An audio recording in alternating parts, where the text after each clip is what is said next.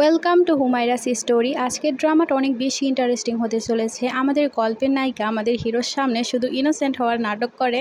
আমাদের নায়িকাকে এত বেশি ইনোসেন্ট দেখে আমাদের হিরো তো তার প্রেমে পড়ে যায় আর তাকে বিয়ে করতে চায়। তাহলে চলো আর দেরি না করে ড্রামাটা শুরু করা যাক। গল্পের শুরুতে আমরা আমাদের গল্পের নায়িকা শিনকে দেখতে পাই। আজকে তার বাবার কোম্পানির লঞ্চ ইভেন্ট ছিল। তখনই সেখানে শিনের বোন এবং শিনের ফিয়ন্সে চলে আসে। তারা দুজনে হাত ধরে আসছিল। তখন একটা মেয়ে দেখে ফেলে আর বলতে শুরু করে, শিন তোমার বোন আর ফিয়ন্সের সম্পর্ক তো অনেক বেশি ভালো মনে হচ্ছে। এ কথা শুনে তারা দুজনে দুজনের হাত ছেড়ে দেয়। সবাই তখন এটা নিয়ে গসিপ করতে শুরু করে। শিনের মা তখন শিনকে ইশারা করে। শিন তখন সবার সামনে বলতে বাধ্য হয়। শিন বলে, আমার কারণে আমার বোন ডিসেবল হয়ে গেছে, তাই আমার ফিয়ন্সের তো দায়িত্ব পড়ে আমার বদলে তার খেয়াল রাখা, তাছাড়া আর কোনো কিছুই না। শিনের ফিয়ন্সে সং তার বোন মিয়াকে বলতে শুরু করে, তুমি তো অনেক ক্লান্ত হয়ে গেছো, আমি তোমাকে রেস্ট করার জন্য নিয়ে যাচ্ছি। তারাও চলে যায়, শিনের প্যারেন্টসরাও চলে যায়। শিন সেখানে একাই দাঁড়িয়ে থাকে। তারপর আমরা সেই পার্টিতে আমাদের গল্পের হিরো জ্যাংকে দেখতে পাই। সে শিনকে দেখছিল আর বলছিল সে কত বোকা একটা মেয়ে, তার ফিয়ন্সে তাকে তার বোনের সাথে মিলিয়ে চিট করছে আর সে সব কিছু সহ্য করছে। তখনই জ্যাংয়ের বন্ধু জ্যাংয়ের কাছে চলে আসে আর বলতে শুরু করে, তুই তো সোজা একটা মেয়েই খুঁজছিলি, আমার মনে হয় না এই শহরে তার থেকে সোজা কোনো মেয়ে হতে পারে। কিন্তু সমস্যা হলো সে তার ফিয়ন্সে সঙ্গকে অনেক বেশি পছন্দ করে, তাই তুই কিভাবে তাকে নিজের করবি? জ্যাং তাকে বলে, এভাবে কিভাবে সে আমার থেকে অন্য কাউকে বেশি পছন্দ করতে পারে, এখন দেখ আমি কি করব। জ্যাং তারপর একটা ফুল নিয়ে শিনের কাছে চলে যায়। তার তো মনে হচ্ছিল শিন তার ফুল অ্যাকসেপ্ট করবে, কিন্তু শিন তো তার ফিয়ন্সের কাছে চলে যায় আর তাকে বলে, তুমি হয়তো অনেক ক্লান্ত হয়ে গেছো, আমি তোমাকে বাড়িতে ড্রপ করে দিচ্ছি। জ্যাং তো সেখানে ফুল নিয়ে দাঁড়িয়ে থাকে, সে কোনো কিছুই করতে পারে না। শিন তারপর তার ফিয়ন্সেকে তার বাড়ির বাইরে ছেড়ে দিয়ে যায়। সং তার কাছে আজকের জন্য ক্ষমা চাচ্ছিল। শিন তখন খেয়াল করে তার গলার মধ্যে তার বোনের লিপস্টিকের দাগ। শিন তাকে বলে, কোনো ব্যাপার না, আমার বোন আমার কারণে ডিসেবল হয়ে গেছে, তাই এ সব কিছুই রাইট, তাই তুমি আমার ফিয়ন্সে হিসেবে আমার বোনের খেয়াল রাখতেই পারো। তার ফিয়ন্সের চলে যাওয়ার পর সে গাড়িতে স্মোক করতে শুরু করে। কিছুক্ষণ পর তার বান্ধবীর কল আসে। তার বান্ধবী তাকে বলতে শুরু করে, ভালো হওয়ার প্রিটেন্ড করতে করতে তুমি কি ক্লান্ত হওনি? তাছাড়া আমাকে বলো, তুমি কি পার্টিতে তোমার বাগড়া পাওনি? শিন বলে, হ্যাঁ পেয়ে গেছি, তার নাম হলো জ্যান। তারপর সে জ্যানের পিকচার দেখতে শুরু করে। তার বান্ধবী তাকে বলতে শুরু করে, জ্যান তো অনেক ধনী পরিবারের একজন ছেলে, তাছাড়া সে তো প্লে বয়, তোমার কি মনে হয় সে তোমাকে বিয়ে করবে? শিন বলে, নিশ্চয়ই করবে, কারণ তার পরিবার তাকে বিয়ের জন্য ফোর্স করছে, এবছরে তাকে বিয়ে করতেই হবে। তাছাড়া সে একজন প্লে বয়, সে শুধু নামের বিয়ে করতে চাইবে, আর সে এমন সোজা সরল একটা মেয়েকে বিয়ে করতে চায় যে তার কথা শুনবে, তাই আমার থেকে ভালো ক্যান্ডিডেট হতেই পারে না, তাই আমি তার জন্য একেবারে বেস্ট চয়েস হব। আমাদের জিনকে একটা রেস্টুরেন্টে দেখানো হয়। সে গেম খেলছিল আর তার মায়ের সাথে কথা বলছিল। তার মা তাকে বলছিল, আমি তোমাকে এই পর্যন্ত 20+ মেয়েদেরকে দেখিয়ে দিয়েছি, কিন্তু তুমি কাউকে পছন্দ করছো না, তুমি কি আমাকে এত বেশি রাগাতে চাইছো? তখন সে তার মাকে বলতে শুরু করে, মা কেন তুমি এত আমার বিয়ের পেছনে পড়ে রয়েছো? অন্যদিকে আমরা সেই রেস্টুরেন্টে শিনকে দেখতে পাই। সে ব্লাইন্ড ডেটে এসেছিল।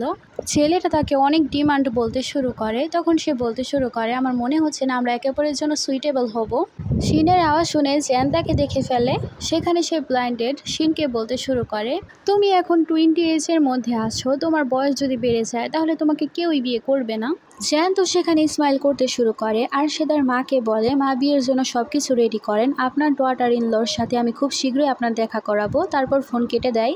জ্যানকে তার বন্ধু বলতে শুরু করে, তুই কোনো পাগলামি ব্যবহার করিস না, তার তো আগে থেকেই ফিয়ন্সে আছে, সে তার ফিয়ন্সেকে বিয়ে করবে। জ্যান তখন বলতে শুরু করে, সে নিশ্চয়ই প্ল্যান ডেট এই কারণে এসেছে কারণ সে তার ফিয়ন্সের সাথে বিয়ে ক্যান্সেল করতে চায়। আমি তাকে বিয়ে করব, তাহলে সে মুক্ত হয়ে যাবে আর আমারও লাভ হবে, তাছাড়া সে সং কি কোনো ভালো ছেলে নাকি? তখন তার বন্ধু বলতে শুরু করে, তুই আবার কোন জায়গার ভালো ছেলে? জ্যান তখন বলে, আমি মানছি আমি ভালো ছেলে না, কিন্তু কমপক্ষে সে সঙ্গের থেকে আমি বেশি হ্যান্ডসাম। অন্যদিকে শিনকে সে ব্লাইন্ড ডেটের ছেলেটা বলতে শুরু করে, তুমি কি সত্যি আমাকে কনসিডার করবে না? শিন তখন তাকে মানা করে দেয়। তখন লোকটা বলতে শুরু করে রেগে, এখন আমাকে আমার ট্যাক্সি ভাড়া দাও। তারপর সে লোকটাকে টাকা দিতে শুরু করে আর লোকটা ততক্ষণে সেখান থেকে চলে যায়। তারপর শিন যখন বলে, আমি পেমেন্ট করে ফেলেছি, সে তার সামনে জ্যানকে দেখতে পায়। শিন সেখানে জ্যানকে দেখে জিজ্ঞেস করে, আপনি এখানে? জ্যান তাকে বলে, তুমি কি এখানে ব্লাইন্ড ডেটের জন্য এসেছো? শিন তাকে বলে, আমি আমার ব্লাইন্ড ডেটের রিকোয়েস্ট পূরণ করতে পারিনি, কারণ আমি তাকে যেতে বলেছি। চেয়ান তাকে বলে, কেননা তুমি আমাকে বিয়ে করে ফেলো, কারণ তুমিও বিয়ে করতে চাও, আমিও বিয়ে করতে চাই, তাহলে আমরা দুজনেই দুজনকে কেন বিয়ে করছি না? তাছাড়া আমার কাছে অনেক টাকা পয়সা আছে, ঘর বাড়ি আছে, তোমার কোনো কিছুর কমতি হবে না। শিন তাকে সরি বলে আর বলে, আমার আগে থেকেই ফিয়ন্সে আছে। তারপর সে চলে যেতে শুরু করে। তখনই তার হাত জ্যান ধরে ফেলে আর তাকে বলতে শুরু করে, তুমি এখনো কি সঙ্গে বিয়ে করার জন্য ভাবছো? তুমি কি দেখতে পাচ্ছ না সে তোমাকে তোমার বোনের সাথে মিলে চিট করছে? আর সে তাকে বোঝাতে শুরু করে তার একেবারেই সঙ্গের মতো ছেলেকে এত সহ্য করা উচিত হবে না। তখন সেও রাজি হয়ে যায় তাকে বিয়ে করতে। জ্যান তাকে বলতে শুরু করে, আজকের দিনটা অনেক বেশি ভালো, কেননা এখনই গিয়ে আমরা বিয়ের সার্টিফিকেট নিয়ে নেই। শিনও তখন রাজি হয়ে যায়। তারপর তারা দুজনেই গিয়ে বিয়ের সার্টিফিকেট নিয়ে নেয়। জ্যান তারপর খুশি হয়ে শিনকে ওয়াইফ বলে আর সে তাকে জড়িয়ে ধরতে চাইছিল, কিন্তু শিন পেছনে সরে যায়। জ্যান তাকে বলে, কোনো ব্যাপার না, আমার এখন একটু কাজ আছে ওয়াইফ, আমি আমার ড্রাইভারকে বলে দিব সে তোমাকে বিলের কাছে নিয়ে ছেড়ে দিবে। জ্যান তারপর তাকে বলতে শুরু করে, তোমার হাজবেন্ডের কাছে অনেক টাকা আছে, সে তাকে কার্ড দেওয়ার বলে তোমার যত ইচ্ছা তত খরচ করবে। আর সে তার মাথায় হাত বুলিয়ে সেখান থেকে চলে যায়। শিন ভাবছিল সে তো অনেক মহান হওয়ার চেষ্টা করছে। তারপর সে তার ব্লাইন্ড ডেটের ছেলেকে কল করে আর বলে, তুমি অনেক ভালো অভিনয় করেছো, তোমাকে আমি টাকা দিয়ে দিব। তারপর শিন যখন সেখান দিয়ে যাচ্ছিল তখন জ্যান তাকে স্মাইল করে দেখে সেখান থেকে চলে যায়। ফ্ল্যাশব্যাকে আমাদের দেখানো হয় তার বোন যখন ডিসেবল হয়ে গিয়েছিল, তার বোন সুইসাইড করতে চাচ্ছিল আর সবার সামনে শিন নত হয়ে বসেছিল আর ক্ষমা চাইছিল। শিনের ফিয়ন্সে তো তখন নিজেকে থাপ্পড় মারতে শুরু করে আর বলে, আমার শিনকে না বাঁচিয়ে মিয়াকে বাঁচানো উচিত ছিল। শিনের মাও শিনকে থাপ্পড় মারতে শুরু করে আর বলে, তুমি কেন মরে যাওনি? তুমি আমাদের জন্য একটা অপয়া মেয়ে, তার বদলে তোমার তো ডিসেবল হয়ে যাওয়া উচিত ছিল, তোমার কারণে সবসময় খারাপ কিছুই হয়। শিনের বাবা এসে শিনকে বকতে শুরু করে আর বলে, তোমার শাস্তি হলো এখন তোমার কাছে তোমার নিজের কোনো ডিজাইনই থাকবে না। শিন তার বাবাকে এরকম করতে মানা করছিল, কিন্তু তার বাবা তার সব ডিজাইনগুলো ছিঁড়ে ফেলে দেয়। শিন তখন থেকেই ভেবে নিয়েছিল যারা তাকে এত বেশি কষ্ট দিয়েছে তাদেরকে সে শাস্তি দিয়েই ছাড়বে। জ্যান তারপর তার বন্ধুর কাছে চলে যায় আর তাকে তার ম্যারেজ সার্টিফিকেট দেখায়। তার বন্ধু তাকে বলতে শুরু করে, তুই তো তাকে অনেক জলদি বিয়ে করে নিয়েছিস, কিন্তু কি বা লাভ হলো? সে তো তোকে একেবারেই পছন্দ করে না, সে তো শুধুমাত্র শংকে পছন্দ করে। তখন সেখানে জ্যান বলে, আমি কি তাকে পছন্দ করি? আমি তাকে বিয়ে করেছি কারণ সে সোজা মেয়ে আর আমি তাকে খুব সহজেই হ্যান্ডেল করতে পারবো। জ্যানের আরেকজন বন্ধু বলতে শুরু করে, তুই কেন শিনকে বিয়ে করেছিস? সে নাকি তার পরিবারের অপয়া মেয়ে। আমি তোকে বলছি সে বেকার মেয়েটার থেকে আমি তোকে অন্য একটা মেয়ে খুঁজে দিই, সেটা বেশি ভালো হবে। জ্যান তো রেগে যায় আর একটা বোতল তার মাথার উপর ভাঙে আর তাকে বলতে শুরু করে, তুই আমার ওয়াইফকে ইনসাল্ট করেছস, এর মানে আমার ইনসাল্ট হয়েছে। তার বন্ধু তখন তার কাছে ক্ষমা চাইতে শুরু করে। তখন সে তার ঘড়ি বের করে আর বলে, এটা দিয়ে তোর চিকিৎসা হয়ে যাবে। তারপর সে চলে যায়। অন্যদিকে আমরা শিনকে দেখতে পাই সে জ্যানের বাড়িতে থাকার জন্য চলে এসেছিল। একজন মেয়ের তাকে নিয়ে যাচ্ছিল। মেয়ের তো বলতে শুরু করে, তার মতো অপয়া মেয়ে আমাদের স্যারকে বিয়ে করার যোগ্যতাই রাখে না, কি জানি কেন সে তাকে বিয়ে করেছে। তখনই সেখানে দৌড়াতে দৌড়াতে একটা কুকুর আসতে শুরু করে। মেয়ের তো খুশি হচ্ছিল আর ভাবছিল সে হয়তো শিনকে কামড় দিবে। অন্যদিকে জ্যান যখন তার বন্ধুর সাথে ছিল সে রাস্তা দিয়ে একটা মেয়েকে কুকুর নিয়ে যেতে দেখতে পায়। জ্যানকে তার বন্ধু বলতে শুরু করে, এই কুকুরটা একেবারে তোর কুকুরের মতো। জ্যানের তখন তার কুকুরের কথা মনে পড়ে আর সে ভাবতে শুরু করে সেই কুকুর যদি আবার শিনকে পেরেশান করে। তাই জ্যান শিনকে বাঁচানোর জন্য তাড়াতাড়ি করে বাড়িতে চলে আসে, কিন্তু বাড়িতে গিয়ে দেখতে পায় শিন তো আগেই তার কুকুরকে কন্ট্রোল করে ফেলেছে। জ্যান তো অনেক বেশি ইমপ্রেস হয়েছে আর ভাবতে শুরু করে সে নিজের জীবনের পরোয়া না করে সবকিছু হ্যান্ডেল করে নিয়েছে। তারপর সে শিনকে বলতে শুরু করে এই গার্ডেন এরিয়াতে তার কুকুর থাকে, তাই সে যাতে এখানে না আসে, কারণ এটা অনেক বেশি বিপজ্জনক হতে পারে। শিন তখন সে মেয়েটাকে দেখাতে শুরু করে আর বলে সে আমাকে এখান দিয়ে নিয়ে এসেছিল। জ্যান তো সেখানে অনেক বেশি রেগে যায়। তখন সে মেয়েটা তার কাছে ক্ষমা চাইতে শুরু করে, কিন্তু সে মেয়েটাকে সে ফায়ার করে দেয়। জ্যান তারপর শিনকে বলতে শুরু করে, ওয়াইফ এখন তুমি আমার প্রশংসা করো। শিন তখন তার মাথায় হাত বুলাতে শুরু করে আর বলে, আমার হাজব্যান্ড সব থেকে বেস্ট। জ্যান তখন নোটিস করে শিনের হাতে তো আঘাত লেগেছে, তাই সে তাকে কোলে করে নিয়ে যেতে শুরু করে, কারণ সে মেডিসিন লাগাবে। তারপর সে শিনকে মেডিসিন লাগাতে শুরু করে আর তাকে বলে, আজকে তোমার আঘাত লেগেছে, সব দোষ আমার, তাই তুমি যে কোনো কিছু আমার কাছ থেকে চাইতে পারো, শুধুমাত্র তোমার বোনের কাছ থেকে তোমার ফিয়ন্সেকে এনে দেওয়া ছাড়া। শিন তাকে বলে, একটা ক্রুশিপ আসতে চলেছে, আমি সেই জায়গায় পার্ট নিতে চাই, আমি কি পারবো? তখন সে বলে, এটা তো ছোট একটা ব্যাপার, আমি তোমার জন্য সব কিছু অ্যারেঞ্জ করে দিব। আর সে শিনকে বলতে শুরু করে, তুমি সময় বের করে আমাদের জন্য বিয়ের আংটি কিনে নিয়ে এসো। তখন সে বলে ঠিক আছে। তারপরে সিনে আমরা শিনকে তার বান্ধবীর সাথে দেখতে পাই, তারা দুজনে মিলে ওয়েডিং রিং কেনার জন্য গিয়েছিল। তখনই আমরা সেখানে শিনের বোন এবং শিনের ফিয়ন্সেকে দেখতে পাই। তারা দুজনে তো অনেক বেশি ক্লোজ ছিল আর অনেক বেশি খুশি ছিল। মিয়া যখন শিনকে দেখতে পায় তখন সে তাকে বলতে শুরু করে, বোন তুমি কোনো কিছু খারাপ মনে করো না, সে তো শুধুমাত্র আমার অনেক বেশি কেয়ার করে। শিনের বান্ধবী যখন এই সব কিছু দেখতে পায় তখন সে রেগে যায় আর বলতে শুরু করে, তোমরা তো অনেক বেশি শ্যামলেস। সং তখন রেগে তার বান্ধবীকে বলতে শুরু করে, তোমার সাহস তো কম না, তুমি কেন আমাকে কথা শোনাচ্ছ, নিজেকে কি ভাবো। শিন তো অনেক বেশি রেগে যায়, তার হাত ধরে ফেলে আর সে তাকে কিছু বলতেই যাবে তখনই সে জেনকে নোটিস করে। শিন তখন আবারও ভালো মেয়ে হওয়ার নাটক করতে শুরু করে আর বলে আমার কোনো কিছুই যায় আসে না, আর সে তার বান্ধবীকে নিয়ে সেখান থেকে চলে যায়। জেন যখন এই সব কিছু দেখতে পায় তখন তো সে অনেক রেগে যায় আর ভাবতে শুরু করে সে কত বেশি সোজা, তার ফিয়ন্সে তাকে এত বেশি কথা শোনাচ্ছিল কিন্তু সে কোনো কিছুই বলল না। তারপরে সিনে শিন বাড়িতে চলে যায় আর সে জেনকে সেই ওয়েডিং রিংগুলো দেখাতে শুরু করে। জেন তাকে বলে, ওয়াইফ আমরা কি গরিব হয়ে গেছি, তুমি এত ছোট রিং কিনে নিয়ে এসেছো। তারপর সে শিনকে আংটি পরাতে শুরু করে আর বলে, কালকে আমি তোমাকে আরো বড় একটা আংটি কিনে দিব। জেন তো শিনকে একটা গাড়ির চাবি দিতে শুরু করে আর বলে, এটা তোমার বিয়ের উপহার। শিন তো শকড হয়ে যায় আর সে ভাবতে শুরু করে, আমি তো ভাবতেও পারিনি আমার জীবনের প্রথম উপহার আমি জেনের মতো প্লে বয়ের কাছ থেকে পাবো। জেন তাকে বলে, তোমার কি অনেক বেশি পছন্দ হয়েছে? তখন সে বলে হ্যাঁ, আর সেখান থেকে চলে যায়। তারপর জেন আয়নায় নিজেকে নিজে দেখছিল আর নিজের প্রশংসা করছিল আর বলছিল, আমি তো অনেক বেশি হ্যান্ডসাম, তাহলে কেন আমার ওয়াইফ আমাকে ছেড়ে অন্য কাউকে পছন্দ করে, মনে হচ্ছে না আমি এসব বেশি দিন সহ্য করতে পারবো। অন্যদিকে আমাদেরকে শংকে দেখানো হয় সে মিয়াকে নিয়ে ডাক্তার কাছে গিয়েছিল। মিয়া তাকে বলে, তুমি সত্যি আমার অনেক যত্ন করো। তখনই সেখানে শংয়ের কাছে তার বাবার কল আসে। শংয়ের বাবা তাকে বলতে শুরু করে, তুমি মিস্টার জেনের সাথে কিভাবে পাঙ্গা নিয়েছ, সে আমাদের এই জায়গার থেকে ইনভেস্টমেন্ট ফেরত নিতে চাইছে, তুমি এখনই যাও তার কাছে ক্ষমা চাও। শং ভাবছিল সে তো কোনো কিছুই করেনি, তখনই তার অ্যাসিস্ট্যান্টের মেসেজ আসে তার কাছে। সেখানে লেখা ছিল শিন যে ছেলেদের আংটি কিনেছিল সে আংটির সাইজ তো তার সাইজের সাথে একেবারেই মিলে না। শং তো অনেক শকড হয়েছে আর ভাবতে শুরু করে সে কি অন্য কোনো ছেলের জন্য ওয়েডিং রিং কিনেছে, তাহলে কি সে আমাকে না অন্য কাউকে বিয়ে করতে চলেছে। আর সে নিজেকে বুঝিয়ে বলতে শুরু করে, না একবারই না, সে শুধুমাত্র আমাকেই বিয়ে করবে, হয়তো সে রেগে আছে এই কারণে এরকম করছে। তারপর সে যখন এখান থেকে চলে যাবে মিয়া তখন পড়ে যাওয়ার নাটক করতে শুরু করে। তাই শং তার যত্ন করছিল। তখন সেখানে মিয়া তাকে বলতে শুরু করে, আমার পা কখনো ঠিকই হবে না, মনে হচ্ছে আমি সব সময় একাই থেকে যাব, তাই কেন না তুমি আমাকেই বিয়ে করে নাও, আমি শুধুমাত্র একটা নাম চাই, আমি আমার বোনের মধ্যে কখনোই আসবো না। শং বলে, আমি বিয়ে করলে শুধুমাত্র শিনকেই করব। তারপর সে চলে যায়। মিয়া তো সেখানে অনেক বেশি রেগে যায়। তারপর শিন তার বাবার কাছে যায় আর তার বাবাকে বলে, বাবা আপনি আমাকে ডেকেছিলেন। তার বাবা তাকে বলতে শুরু করে, আমি তোমার পছন্দের স্যুপ বানিয়েছি। তখন সে বলে, এটা আমার না, আমার বোনের ফেভারিট। তার বাবা তাকে বলে, আমার ভুল হয়ে গেছে, পরের বার আমি শেফকে বলে দিব তোমার পছন্দের স্যুপ বানাতে। শিন তো সেখানে অনেক বেশি কষ্ট পায়। তারপর সে ড্রয়িং রাখে আর তার বাবাকে বলতে শুরু করে, আমি এই ড্রয়িং বানিয়েছি 3 মাস আগে, আমার বোন আমার সব ড্রয়িংয়ের ক্রেডিট নিয়ে নিয়েছিল, এইটারও ক্রেডিট সে নিতে পারে। তার বাবা তো খুশি হয়ে যায় আর সে বলতে শুরু করে, একজন ফেমাস ডিজাইনার আসতে চলেছে, মিয়া এই ডিজাইন নিয়ে তার সাথে কাজ করতে পারবে, এটাই শেষ, তারপর তোমার কোনো কাজের ক্রেডিট আমি তাকে আর নিতে দিব না। তখন শিন তাকে বলতে শুরু করে, আমি কি সেই কুস্টোরাল পার্টিতে যেতে পারি, কারণ সেই জায়গায় তো অনেক ফেমাস মানুষেরা আসতে চলেছে। তার বাবা তখন বলতে শুরু করে, তুমি তো জানোই সেই জায়গায় সিট অনেক বেশি লিমিটেড, তাছাড়া তোমার জায়গায় তো তোমার বোন যেতে চলেছে, তাহলে তোমার জন্য জায়গাই বা কোথায়, তাই তুমি এখন অন্য কিছু করো, পরের বার কোনো পার্টি থাকলে আমি নিশ্চয়ই তোমাকে নিয়ে যাব। ততক্ষণে তার কাছে জেনের পাঠানো সেই ক্রুস্টিলা পার্টির ইনভিটেশন চলে আসে।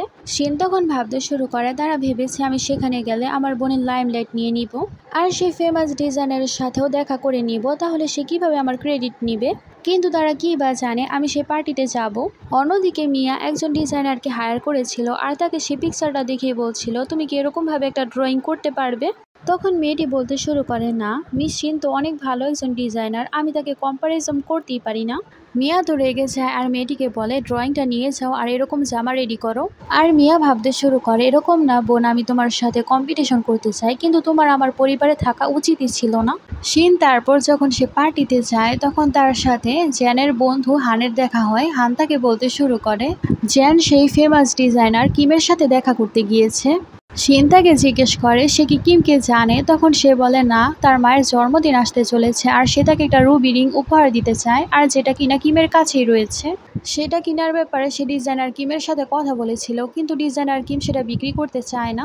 আর সে জ্যানকে খুঁজে বের করতে বলেছে মার্মিন ডিজাইন কাজ করে যে ডিজাইন বানানো হয়েছে তার আসল ডিজাইনার কে। শিন ভেতরে গেলে তার বোন তাকে দেখতে পায় আর তাকে বলতে শুরু করে, তুমি এখানে কি করছো? বাবা কি জানে তুমি এখানে? শিন তাকে বলতে শুরু করে, ভাবো সবাই যদি জানতে পারে তুমি কোনো ডিজাইনার না আর তোমার হাতে যে ড্রয়িং আছে সেটা আমি বানিয়েছি, তাহলে তোমার রেপুটেশন কি থাকবে? তাই এর থেকে ভালো হবে তুমি তোমার মুখ বন্ধ রাখো। তার বোন তো রেগে যায় আর বলে, তুমি আমাকে অসম্মান করেছো। সে তার মাথার উপর বোতল ভাঙবে, তখনই সেখানে জ্যান চলে আসে। জ্যান তার চিন্তা করে আর তাকে জিজ্ঞেস করে, তুমি কি ঠিক আছো? তখন সে বলে হ্যাঁ। শিন তখন সবার সামনে নাটক করে আর বলে, আমি জানি বোন তুমি ডিসেবল হয়ে গেছো, এই কারণে তুমি আমাকে দোষারোপ করো। আমি তোমার জন্য কত কিছু করেছি, তারপরও তুমি আমার সাথে কোল্ড বিহেভিয়ার করো। আমি তো তোমাকে আমার ফিয়ন্সেও দিয়ে দিয়েছি, এখন কি করলে তুমি আমার প্রতি খুশি হবে? সবাই তখন বলতে শুরু করে, আমরা ঠিক গুজবই শুনেছিলাম দুই বোনের নাকি অ্যাক্সিডেন্ট হয়ে গিয়েছিল। দুজনই যখন পড়ে যাবে তখন সঙ্গে সে সেখানে শিনকে বাঁচিয়ে নিয়েছিল। মিয়া তো ডিসেবল হয়ে গেছে, এখন সে সং এবং তার পেছনে পড়ে রয়েছে। মনে হচ্ছে সে তো সঙ্গকে পছন্দ করে। একথা শুনে তো মিয়ার অনেক বেশি রাগ উঠছিল। মিয়া বলে, ফালতু কথা বলা বন্ধ করো। শিন তখন নাটক করে বলতে শুরু করে, বোন তুমি যা বলবে আমি তাই গিভ আপ করে দিব।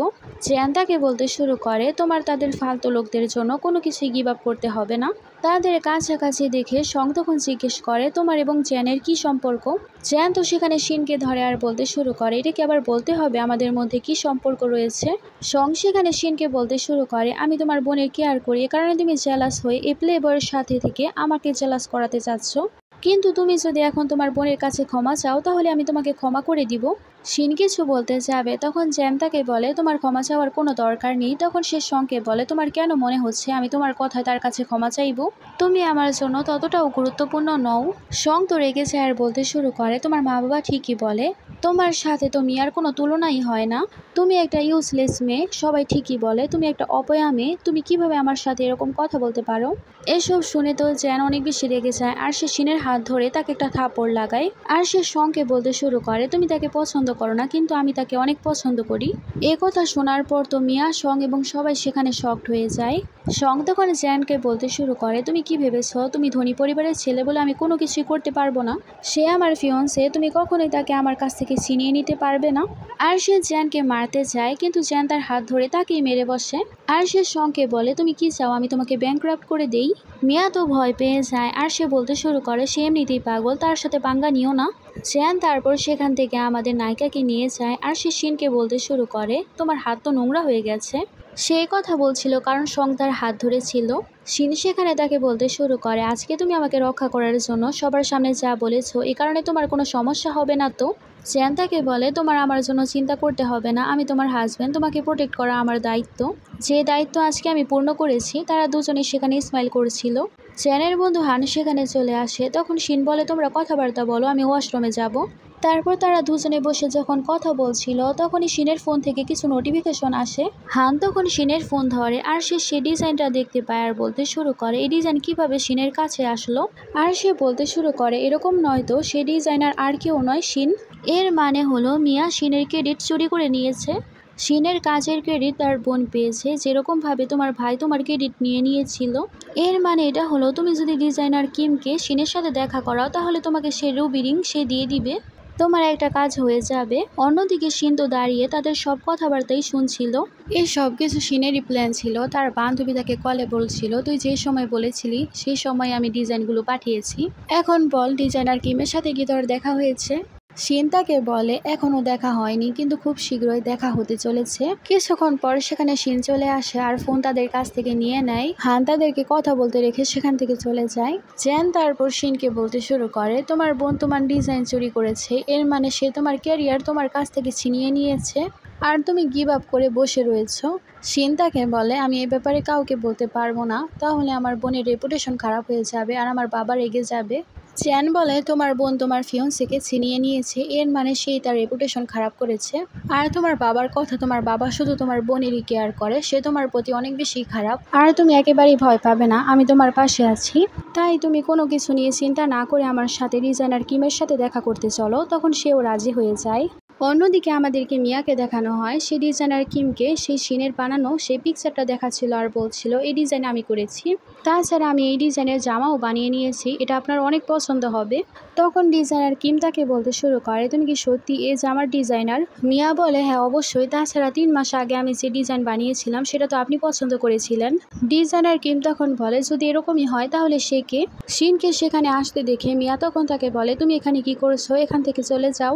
শিন তো সেখানে সে ড্রয়িংয়ের ডিজাইনটার সব কিছু বিস্তারিত তাকে খুলে বলতে শুরু করে।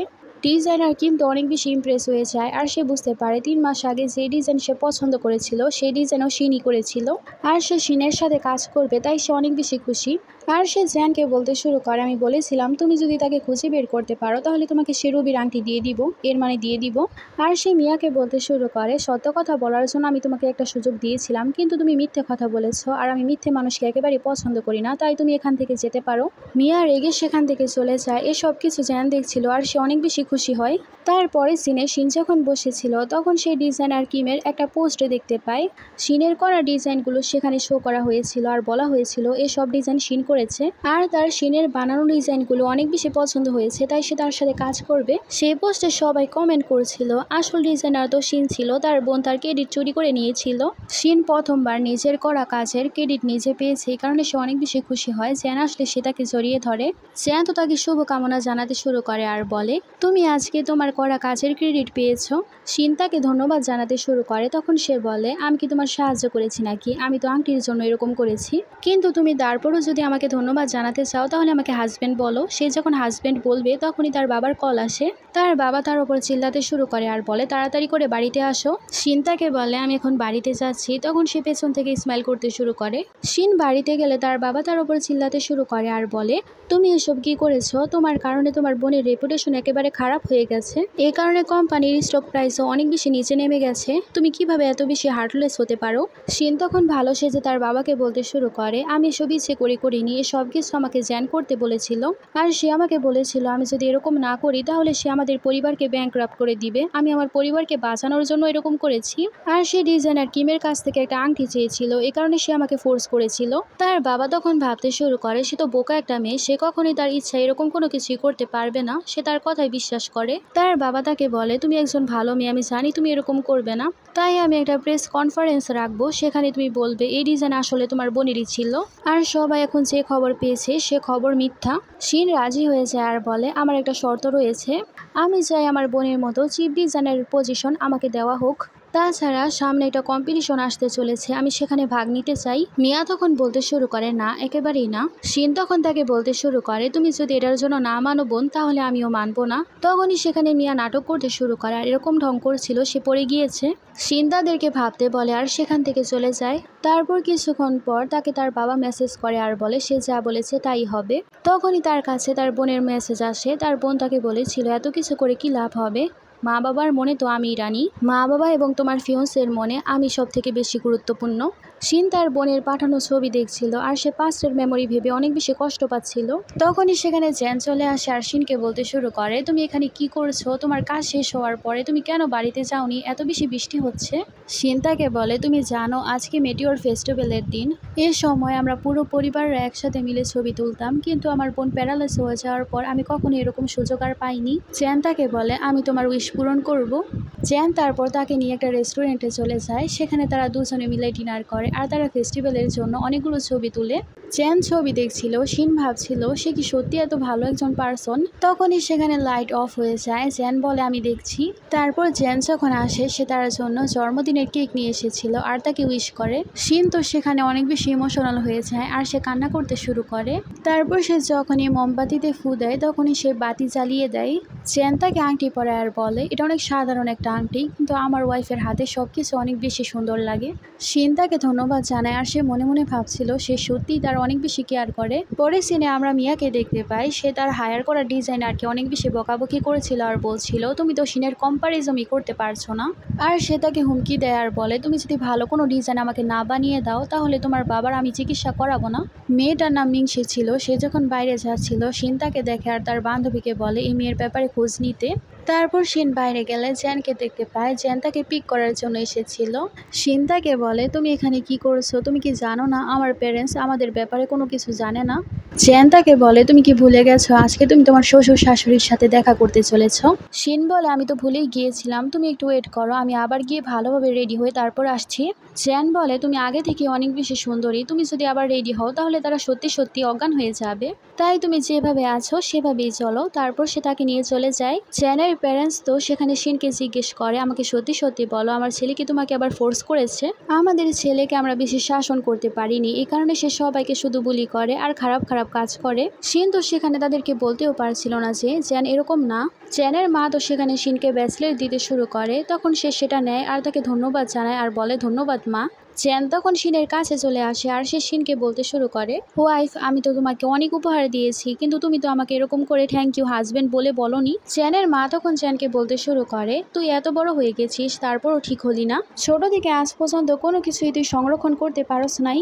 জানি না কিভাবে তুমি আমার পরিবারে চলে এসেছো, তোমার ভাইয়ের সাথে তোমাকে তুলনা করলে তোমার তো কোনো কিছুই হবে না। শিন তো বলতেই চাচ্ছিল এরকম কোনো কিছু না, তখনই সেখানে তার ভাইয়ের কল চলে আসে।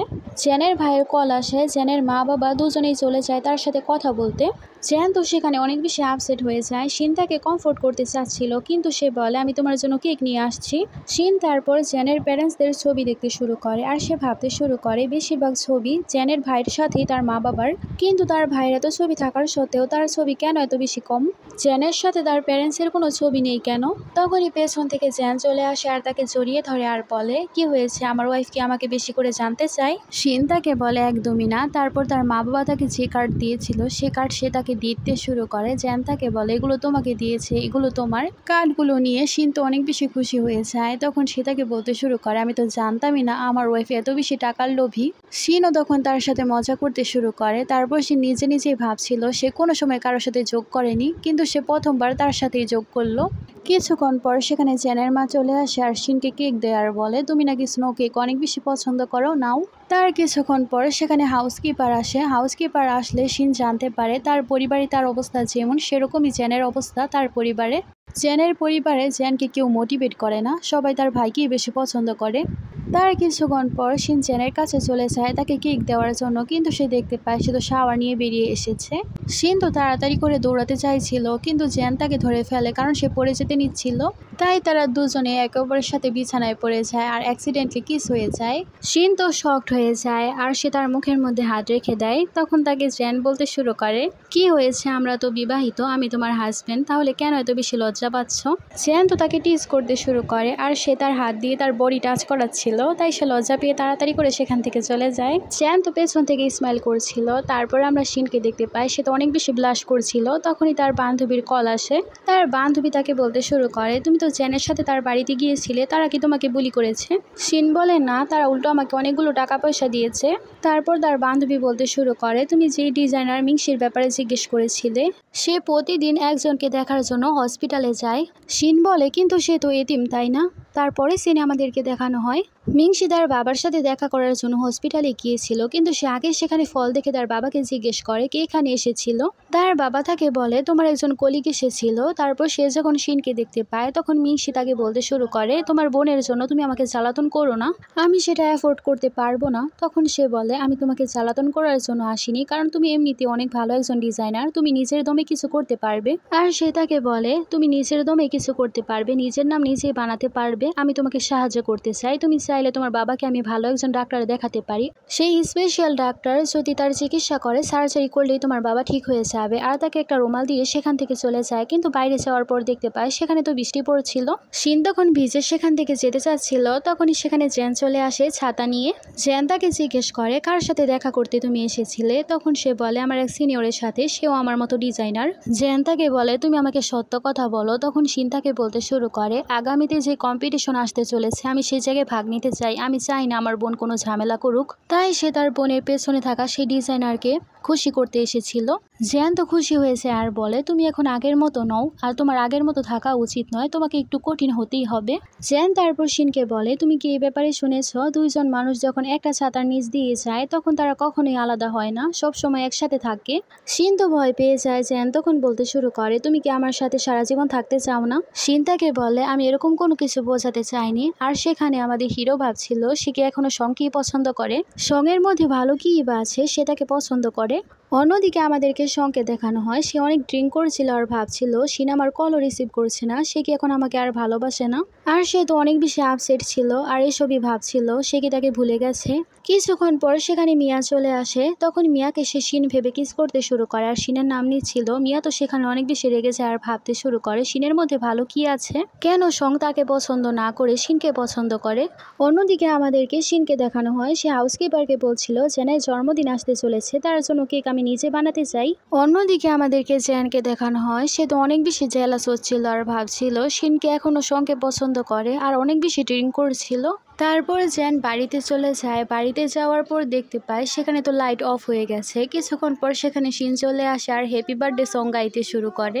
জেন সেখানে তার পাস্টের মেমোরি ভাবতে শুরু করে, তার ভাইয়ের জন্মদিন অনেক সুন্দরভাবে পালন করা হতো। জেন তাদের কাছে যেতে চাইলে তখন তার বাবা মা তাকে বলতে শুরু করে এটা তোমার ভাইয়ের জন্মদিন, তুমি দূরে থাকো। শিন সেখানে জেনকে বলতে শুরু করে তুমি এখন মোমবাতি ফু দাও আর তোমার একটা উইশ বলো। তখনই সেখানে হাউসকিপার চলে আসে আর বলে শিন কিভাবে তার জন্য কেক বানানো শিখেছে, তারপর তার জন্য কেক বানিয়েছে। জেন তো অনেক বেশি খুশি হয়ে যায় কারণ সে তার জন্য অনেক কষ্ট করেছিল। শিন তাকে বলে এখন থেকে সব সময় তোমার জন্মদিনে তুমি আমাকে পাশে পাবে। সেখানে জেন তাকে জড়িয়ে ধরে। জেন তো তাকে কিস করতে চাইছিল কিন্তু সে তাড়াতাড়ি করে তার মুখের মধ্যে কেক ঢুকিয়ে দেয়।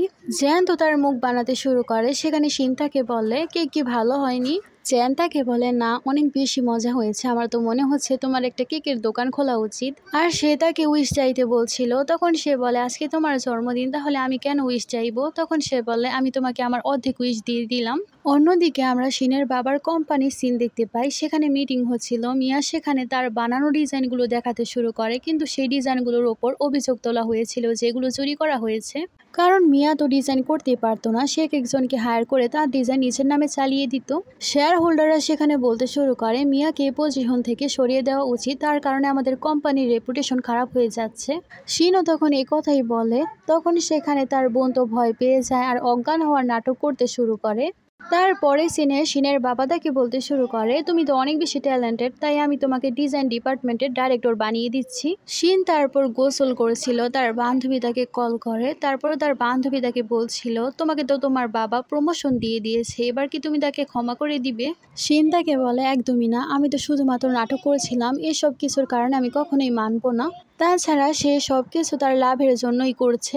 হঠাৎ করে লাইট নিভে যায়, তখন সে ভাবতে শুরু করে কি হয়তো আসছে, তাই তাড়াতাড়ি করে সে তার জামা কাপড় পরে নেয়। জেন তাকে বলে এটা আমি দেখার জন্য এসেছিলাম, লাইট চলে যাওয়ার পর তুমি আবার কোনো সমস্যায় পড়োনি তো।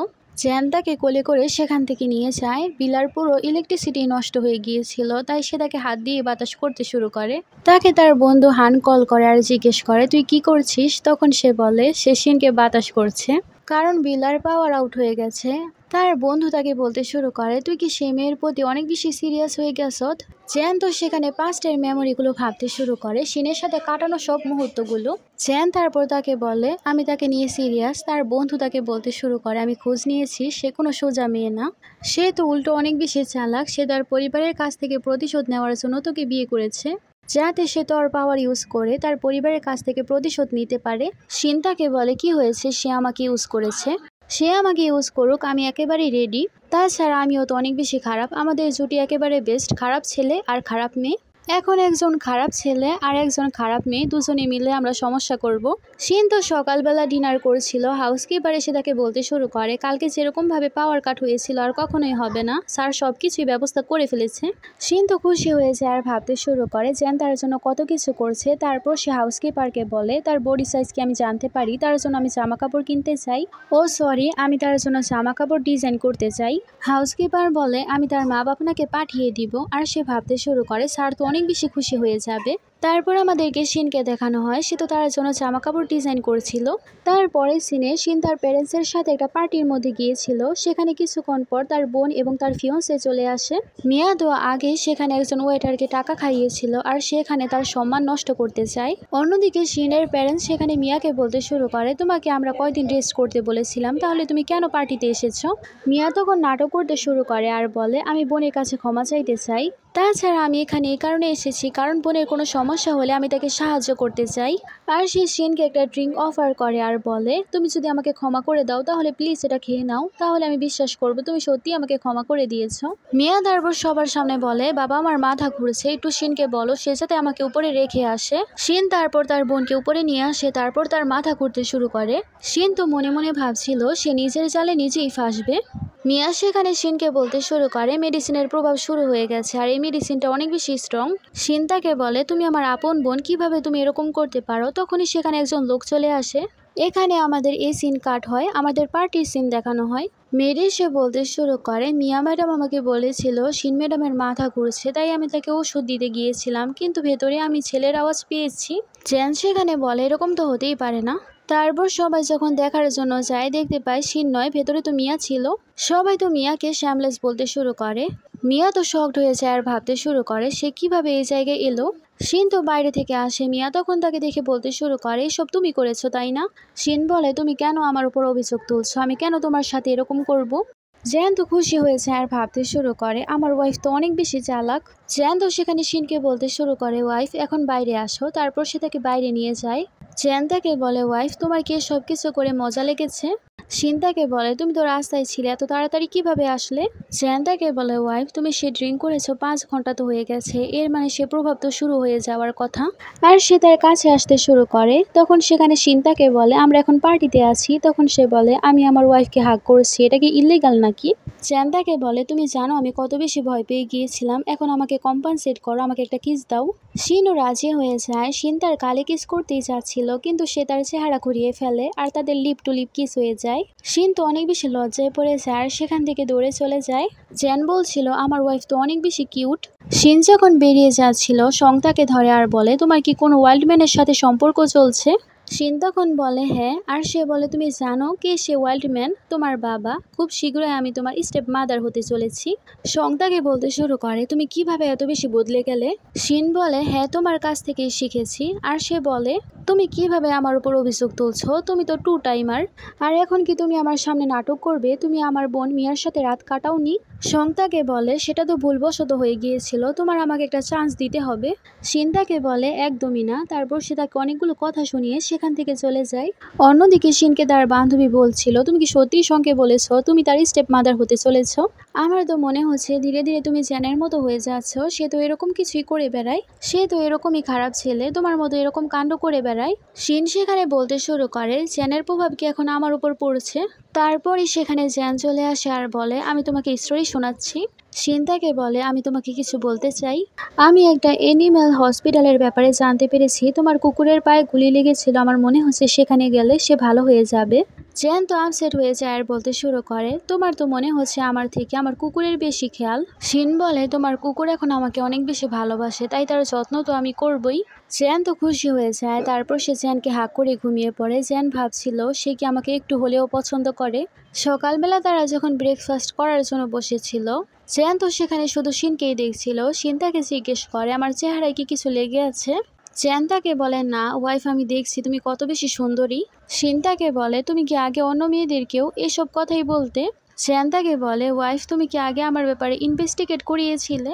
জ্যান তো তাকে বলে, আমি তোমাকে আরো কয়বার ব্লাইন্ড ডেটে যেতে দেখেছিলাম। শিন তখন তাড়াতাড়ি করে বাইরে চলে যায় আর সে তার বান্ধবীকে বলতে শুরু করে, আমার তো মনে হচ্ছে জ্যান আমাকে সন্দেহ করছে। অন্যদিকে জ্যান তার বন্ধুকে কল করে আর বলে, আমার তো মনে হচ্ছে শিন আমাকে ভালোবেসে ফেলেছে। হান তাকে বলে, আমার তো মনে হচ্ছে তুই ভালোবাসায় পাগল হয়ে গেছ। অন্যদিকে শিন তার বান্ধবীর সাথে ডিসকাস করছিল, জ্যান যদি তার ব্যাপারে সবকিছু জেনে যায় তাহলে তো সে তার কাছ থেকে ডিভোর্স নিয়ে নেবে, তাই তার আগে সবকিছুর ব্যবস্থা করে ফেলতে হবে, না হলে তো তার পুরো প্ল্যানই নষ্ট হয়ে যাবে। অন্যদিকে শিনকে তার মা বাবা ডেকেছিল। শিন তখন বাড়িতে যাওয়ার পর সেখানে সং বিয়ের আংটি নিয়ে আসে আর তাকে প্রপোজ করে দেয়। শিন তাকে সেখানে মানা করে দেয় আর সে তাকে তার বিয়ের সার্টিফিকেট দেখায়। তারা সবাই যখন জানতে পারে শিন আগে থেকেই বিবাহিত, তারা সবাই তো অনেক বেশি শকড হয়ে যায়। সঙ্গে কথা শুনিয়ে শিন তখন সেখান থেকে বের করে দেয়। তারপর সে আজকে তার বাবার বাড়িতেই থাকবে। সেখানে মিয়া চলে আসে আর তাকে কথা শোনাতে শুরু করে। শিন তো সেখানে বসে বসে তার বোনের সাথে কথা বলছিল। তার বোন সেখানে সবকিছুই স্বীকার করে ফেলে, সে কিভাবে ছোটবেলা থেকে তার মা বাবাকে ফাঁসাচ্ছিল, মানে বোকা বানাচ্ছিল, আর সে কিভাবে সবাইকে বোকা বানিয়ে তার কেয়ার করাচ্ছিল। পেছন থেকে শিনের প্যারেন্টসরা সবকিছুই শুনে ফেলে। তারা জানতে পেরে যায় তার মেয়ে কিভাবে তাকে ইউজ করছিল। তার বাবা তখন মিয়াকে মারে আর সে শিনকে বলে তুমি কেন এতদিন ধরে ভালো হয়েছিলে, সে তোমার সাথে এত খারাপ করেছিল।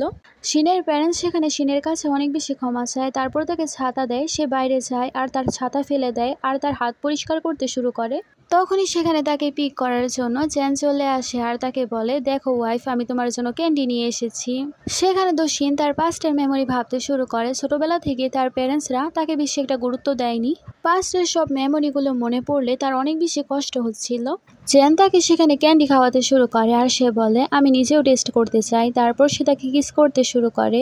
আমাদের দেখানো হয় জ্যান এবং শিনের সম্পর্ক অনেক বেশি ভালো যাচ্ছিল। অন্যদিকে সং মিয়াকে বলে দেয় আমি তোমাকে একেবারেই পছন্দ করি না, আর সে শুধুমাত্র শিনকেই চায়। মিয়া তখন তাকে বলতে শুরু করে এখন তো শিনের বিয়ে হয়ে গেছে, তুমি তাকে কখনোই পাবে না। সং তো চলে যায়, মিয়া সেখানে অনেক বেশি রেগে যায় আর সে তার বোনকে কিডন্যাপ করিয়ে ফেলে। মিয়া তারপর তাকে বলে তোমাকে আজকে কেউই বাঁচাতে পারবে না। তারপর সে অনেকগুলো গুন্ডাদেরকে সেখানে ডাকে তাকে হ্যারাস করার জন্য। তখনই সেখানে শিনকে বাঁচানোর জন্য মিয়ার হায়ার করা সে ডিজাইনার চলে আসে। মিয়া তো রেগে যায় আর বলতে শুরু করে তুমি আমাকে ধোকা দিয়েছ। সেখানে ডিজাইনার মিংসি বলতে শুরু করে আমি অনেক আগে শিনের সাথে মিলে গেছি, কারণ সে আমাকে সাহায্য করেছিল আমার বাবাকে ঠিক করতে, আর সে তো একেবারেই তোমার মতো না, সে অনেক ভালো। শিনের বোন তো সেখানে আরো বেশি রেগে যায় আর সে এখন তার বোনকে মারতে চায়। শিনের বোন তখন শিনকে শুট করার জন্য গুলি চালায়, কিন্তু সামনে জ্যান চলে আসে, এই কারণে গুলি তার লাগে। তারা দুজনেই সেই জায়গা থেকে পড়ে যায়। তখন মিয়া তো অনেক বেশি খুশি হয়ে যায় আর ভাবে দুজনেই মারা গেছে। অন্যদিকে শিনের বাবা মা যখন জানতে পারে যে জ্যানের গুলি লেগেছে আর সে মারা যাবে, তখন তারা অনেক বেশি খুশি হয়ে যায় আর ভাবে এখন সব প্রপার্টি শিন পেয়ে যাবে আর তারা অনেক বেশি লাভবান হয়ে যাবে। অন্যদিকে শিন সেখানে জ্যানকে পানি থেকে ওঠায় আর তাকে বাঁচানোর চেষ্টা করছিল আর তাকে সিপিআর দিচ্ছিল। শিন তাকে কিস করে শ্বাস দিতে শুরু করে, কিন্তু জ্যান তো সেখানে তাকে কিস করেছিল, ছাড়ছিলই না। শিন তো রেগে যায় আর বলে তুমি এখানে ড্রামা করছিলে, তুমি জানো আমি কত বেশি টেনশনে পড়ে গেছিলাম। তারা সেখানে একে অপরের সাথে আবারও মিলে যায়। তারপর আমরা দুজনকেই হসপিটালে দেখতে পাই। জ্যান তো সেখানে শিনকে স্টোরি শোনাচ্ছিল। তারপর তারা যখন ডিসচার্জ হয়ে যায়, সং চলে আসে শিনের সাথে দেখা করতে। সং তাকে বলে সে আবারও তার সাথে তার সম্পর্ক শুরু করতে চায়, কিন্তু সে তাকে নিষেধ করে দেয়। শিন তারপর তার প্ল্যান মোতাবেক তার বাবার কোম্পানিতে চলে যায়। সে তার বাবার কোম্পানির বেশিরভাগ শেয়ারই কিনে নিয়েছিল।